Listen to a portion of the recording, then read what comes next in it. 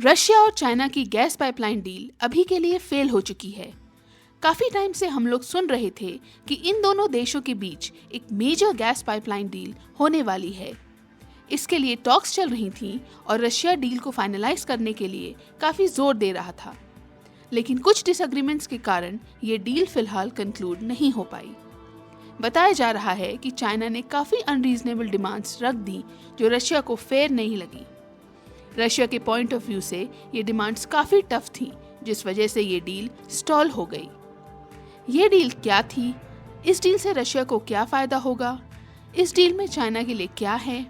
China ने क्या tough demands रख दी जिससे ये डील आगे नहीं बढ़ पाई? चलिए सब कुछ आसान भाषा में समझते हैं।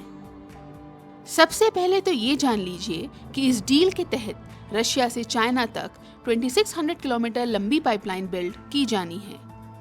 इसका नाम रखा गया पावर ऑफ साइबेरिया 2 पाइपलाइन। इसके नाम में साइबेरिया है क्योंकि ये पाइपलाइन वेस्टर्न साइबेरिया से नॉर्थ ईस्टर्न चाइना तक गैस सप्लाई करेगी। यहाँ पर इसे चाइना की एग्जिस्टिंग पाइपलाइन से जोड़ दिया जाएगा, जिससे रशियन गैस चाइना के अदर रीजन्स में भी पहुँच जाएगी। तो अगर ये पाइपलाइन बन जाएगी तो रशिया को अपनी गैस के लिए काफी अच्छा मार्केट मिल जाएगा। इसके साथ ही चाइना को भी इस पाइपलाइन डील से काफी फायदा होगा। चाइना की एनर्जी डिमांड बढ़ती जा रही है। ऐसे में एक डिपेंडेबल सोर्स ऑफ एनर्जी मिलने से चाइना को फ्यूचर में अपनी एनर्जी नीड्स को फुलफिल करने में आसानी होगी। आज के अनप्रेडिक्टेबल सिनेरियो में मैरीटाइम ट्रेड रूट्स की वल्नरेबिलिटी बढ़ती जा रही है। किसी भी कॉन्फ्लिक्ट की सिचुएशन में मैरीटाइम ट्रेड रूट्स में ब्लॉकेड आ सकता है, जिससे एनर्जी ट्रेड डिस्टरप्ट हो सकता है। अभी आपने देखा होगा कि कैसे इजराइल हमास वॉर के दौरान ईरान बैक्ड हाउती रिबल्स के अटैक्स के कारण रेड सी रीजन का ट्रेड डिस्टरप्ट हुआ है। अटैक्स के डर से काफी सारे शिप्स लंबा रास्ता तय करके केप ऑफ गुड होप के अराउंड घूम के जा रहे हैं। इससे ट्रैवल टाइम बढ़ रहा है और कॉस्ट शूट अप हो रही हैं, जो इकोनॉमी के लिए खराब है। तो ऐसी सिचुएशन में अगर पाइपलाइन के माध्यम से सिक्योर सप्लाई मिलती है तो ये तो बढ़िया है। एनर्जी सप्लाई डाइवर्सिफाई हो जाएगी, रिस्क रिड्यूस हो जाएगी और साथ में कॉस्ट सेविंग भी हो जाएगी। पाइपलाइन से गैस को ट्रांसपोर्ट करना मैरीटाइम ट्रांसपोर्ट से ज्यादा चीप होगा। साथ ही पाइपलाइन से एनर्जी का कांस्टेंट और रिलायबल फ्लो मिलेगा। शिप्स से ट्रांसपोर्ट करने में होने वाले इश्यूज से बच जाएंगे, जैसे ज्यादा ट्रैवल टाइम, लोडिंग अनलोडिंग के चक्कर, delays, security threats, weather issues. तो ऑब्वियसली मैरीटाइम ट्रेड का अपना महत्व है, उसे कंटिन्यू रखना चाहिए। लेकिन पाइपलाइन के एडवांटेजेस देखते हुए जहां पॉसिबल हो वहां पाइपलाइन का उपयोग भी किया जा सकता है।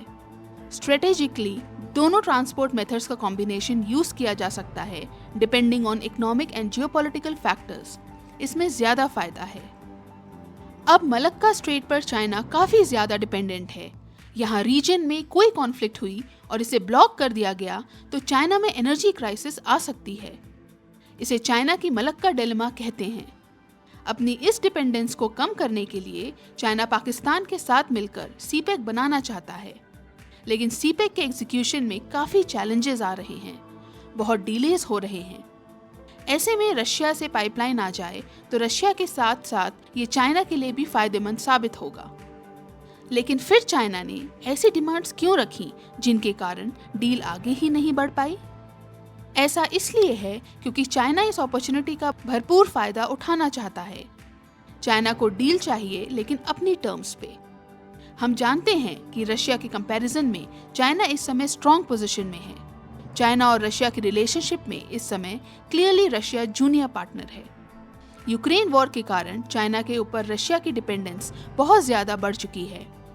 तो चूंकि चाइना जानता है कि वो अपर हैंड एंजॉय करता है, तो वो इस बात का फायदा जरूर उठाएगा। यूक्रेन को इन्वेड करने के बाद रशिया के ऊपर हेवी सैंक्शंस लगाए गए। रशिया को पनिश करने के लिए वेस्टर्न कंट्रीज रशिया को आइसोलेट करने लगी। रशिया वॉर से पहले भारी मात्रा में यूरोपियन देशों को एनर्जी एक्सपोर्ट किया करता था। रशिया के पास पाइपलाइन इंफ्रास्ट्रक्चर एग्जिस्ट करता है जो यूरोप की नीड्स को फुलफिल करता आया है। लेकिन वॉर के बाद एंटी रशिया सेंटीमेंट के बढ़ने से धीरे धीरे यूरोप में रशियन एनर्जी एक्सपोर्ट्स में गिरावट आने लगी।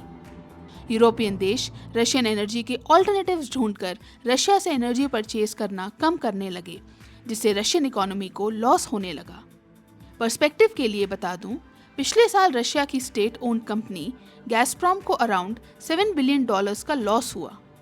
तो यूरोप अपने एनर्जी सोर्सेज को डाइवर्सिफाई कर रहा है, जिससे यूरोप में रशिया की एनर्जी सेल्स ड्रॉप हो रही हैं और यूरोपियन मार्केट रशिया के हाथ से निकल रहा है। इसलिए अपनी एनर्जी पर यूरोप की रिलायंस को कम होता देख अब रशिया ऑल्टरनेटिव मार्केट्स तलाश रहा है। ऐसे में रशिया एशिया के 2 बड़े एनर्जी कंज्यूमर्स की तरफ रुख कर रहा है, चाइना और इंडिया।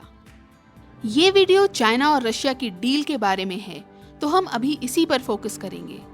इंडिया की बात कभी और अलग से करेंगे। हमने बात करी कि रशिया को डेस्परेटली चाहिए ऑल्टरनेटिव्स। अपनी इकोनॉमी को बचाना है, वॉर को फंड करना है, तो एनर्जी एक्सपोर्ट्स के लिए नए मार्केट्स ढूंढने होंगे। चाइना को ये बात पता है, तो वो इस सिचुएशन का एडवांटेज लेना चाहता है। रशिया के ऑप्शंस लिमिटेड है ना एनर्जी सेल्स करने के। चाइना के पास तो काफी सारे ऑल्टरनेटिव्स हैं एनर्जी बाय करने के। मिडिल ईस्ट है, सेंट्रल एशिया है, तो चाइना को कोई जल्दी नहीं है।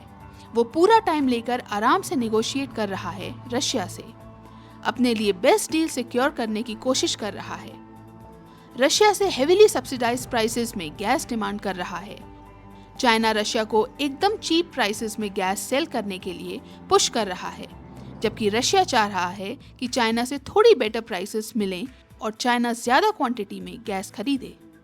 रशिया का कहना है ज्यादा गैस लो और अच्छा प्राइस दो।